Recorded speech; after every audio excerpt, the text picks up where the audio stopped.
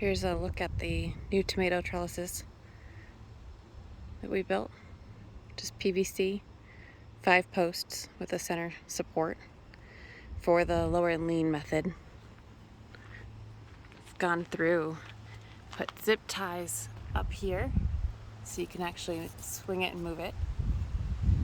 Just this hook slides right over the zip tie, and then these spools came pre-spooled from Johnny Seeds, and as you want to let line down this part here, you just squeeze and that lifts up so that you can slide it down, and that will let one spool out at a time, or more depending on how much you hold it.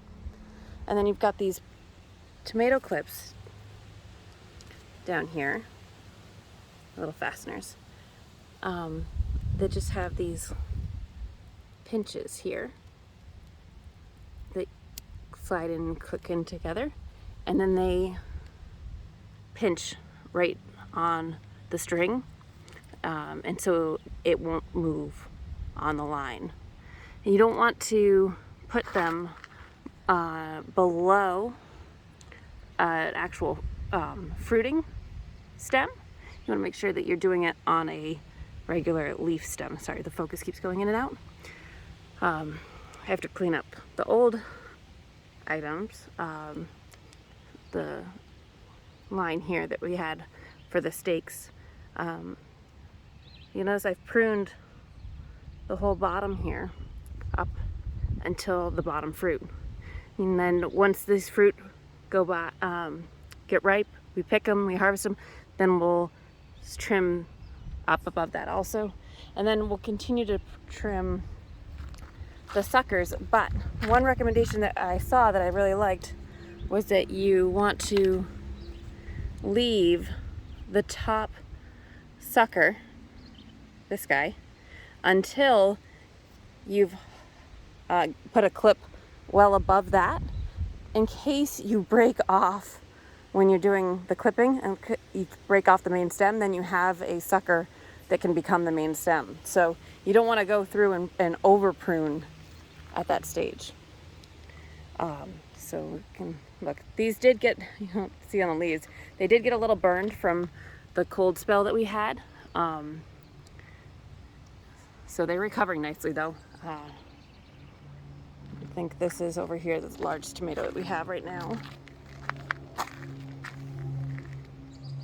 Right here.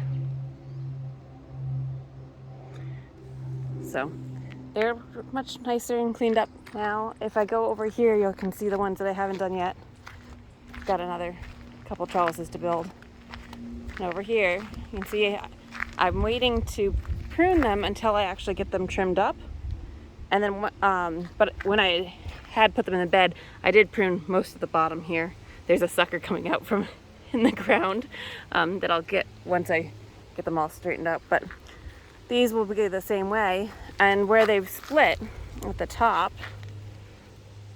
you can do two things. Some people will actually allow them to split about this height, and you'll have 2 main lines. I'll probably just trim it to a single line and prune that sucker off. But that is our new tomato setup for this year. I'm really excited about it.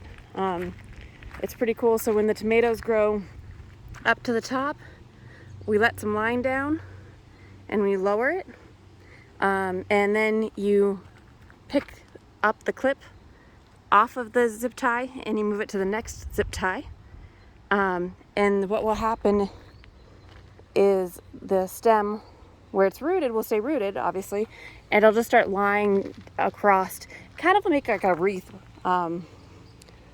circling. So we'll just keep moving all of them in clockwise. Depending on how they go, I may end up adding some zip ties on the ends, but right now I'm not planning to, just so it gives me that one extra starting point as we move through here. So we did plant this bed last night, more tomatoes, And I've got this bed. We're gonna add a little bit more compost to it. Jace filled it this morning, got it set up, and we'll put some more compost in from the pile over here. Water it down again and see how much it settles.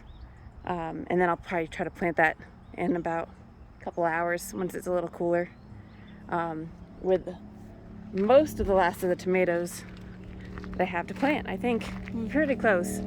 And then we'll just have peppers and cucumbers and then some seeds for beans and or a few other items I think as well. But these are the last of the tomatoes here. I believe this one is a cherry. I'm trying to see the difference from the others. A little bit leggier, just naturally leggier, not reaching for sun or anything. And a little bit smaller leaf formation. So, but pretty excited. I think this is going to hold real well. We were concerned about the weights of the heirloom tomatoes. They are, it's Big Beef and Cherokee Carbon are the two. I guess actually the last bed is beefsteak. But the weight of the tomatoes can get pretty hefty. So if that's needed, what will happen is we'll add additional cross beams at the different areas of. We can just kind of add cut and add sections here and there to help us, and still have good access to the raised beds. But that's a go and see type of game. So it's coming along.